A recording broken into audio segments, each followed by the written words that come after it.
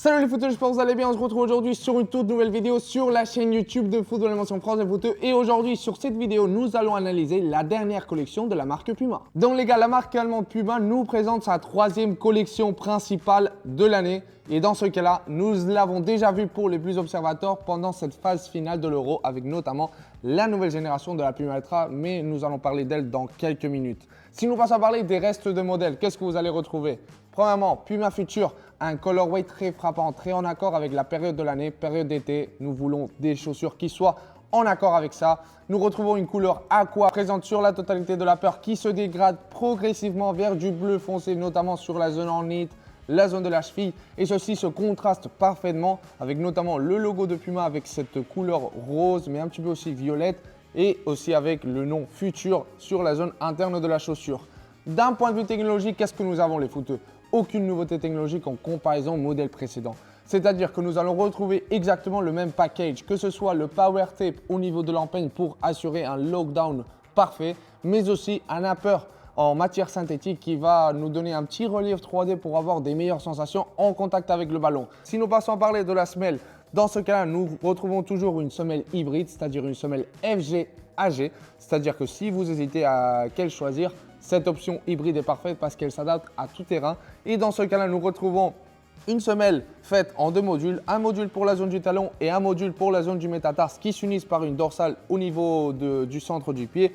Des crampons en forme de losange pour nous donner beaucoup de polyvalence sur nos appuis, notamment au niveau du talon. Et finalement des crampons en forme de croissant de lune pour nous donner un extra de traction. Si nous passons à parler de King, les footeux, dans ce cas-là, qu'est-ce que nous avons? En fait, nous avons la même base de la Puma King que nous avons connue pendant ce début d'année, mais nous retrouvons des légères améliorations d'un point de vue technologique, mais aussi d'un point de vue esthétique. Premièrement, d'un point de vue esthétique, pour cette nouvelle collection de Puma, en fait, on retrouve un colorway très clean, très en accord avec l'identité de Puma King, avec une base en blanc nacré. Franchement, lorsque la lumière tape dans la chaussure, ça lui donne un effet tout simplement magnifique. Et ceci se combine très bien avec le logo de Puma sur la zone externe de la chaussure qui, à nouveau, comme c'était le cas avec la Puma Future, Puma joue avec ce jeu de dégradé sur le logo de Puma avec du bleu qui se dégrade légèrement vers du rose. Une couleur qui va être très protagoniste pour le silo Puma Ultra. Donc on retrouve comment, d'un point de vue des couleurs, Puma réussit à unir les trois modèles de chaussures.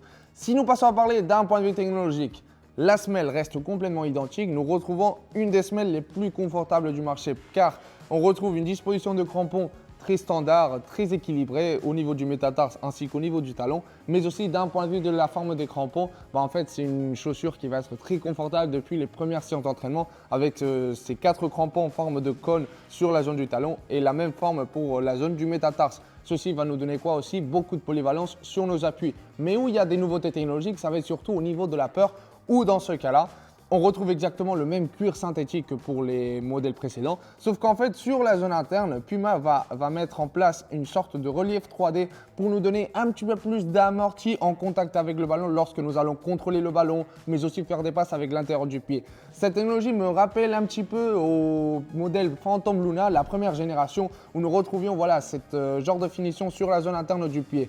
D'un point de vue des sensations, ceci va être très plaisant parce que ceci se combine à la perfection avec le cuir synthétique.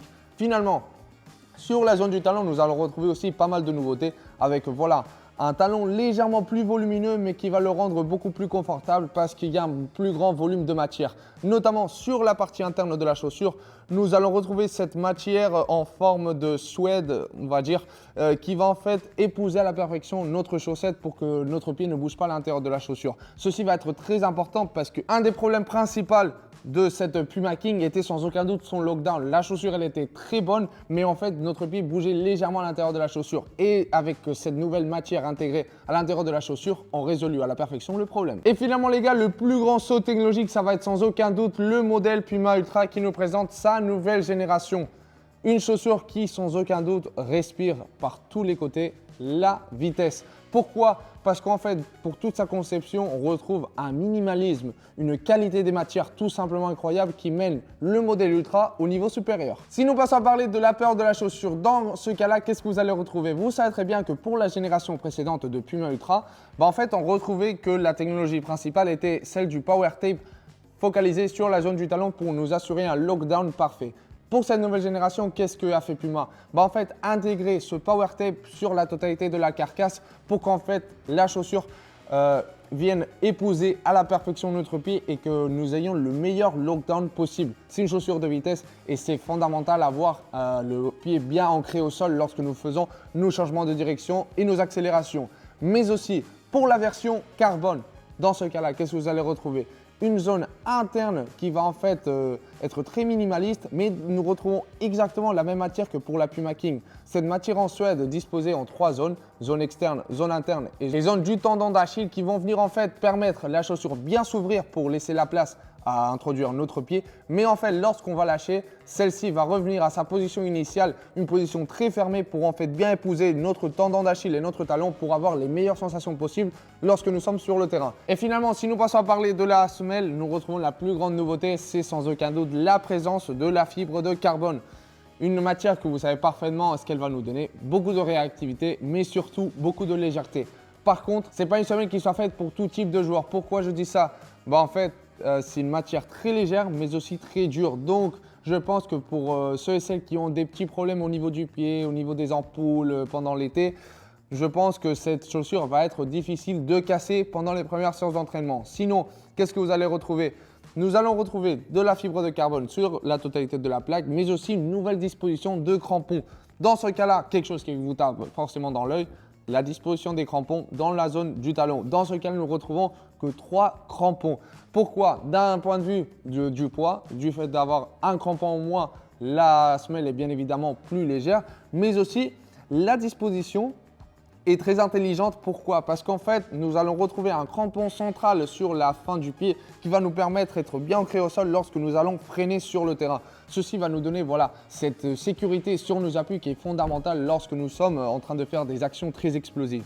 Sinon, nous allons retrouver sur la zone du métatarse des crampons en forme de croissant de lune, mais c'est une forme très particulière en forme de T, on va dire, qui vont en fait nous donner cette capacité à avoir une très grande polyvalence sur nos appuis, mais aussi avoir une très grande action. Et si nous parlons d'un point de vue esthétique, je pense que sans aucun doute, c'est celle qui ressort le plus parmi les 3 modèles de cette nouvelle collection de Puma, avec cette couleur violette omniprésente sur la totalité de la carcasse, mais ce qui se contraste parfaitement avec cette ligne verticale qui va couper la chaussure en deux en couleur rose. Et d'un point de vue de l'identité de la chaussure, je pense que ce petit détail lui donne une personnalité et je pense que c'est fondamental pour une chaussure de vitesse comme c'est le cas de Puma Ultra. Mais par contre, si vous voulez utiliser la Puma Ultra, mais vous avez quelques craintes vis-à-vis de la semelle en carbone, dans ce cas-là, je vous présente la Puma Ultra Ultimate qui va être légèrement en dessous d'un point de vue du prix en comparaison à la version en carbone, mais qui d'un point de vue technologique, pour tout ce qui est la peur de la chaussure, nous retrouvons exactement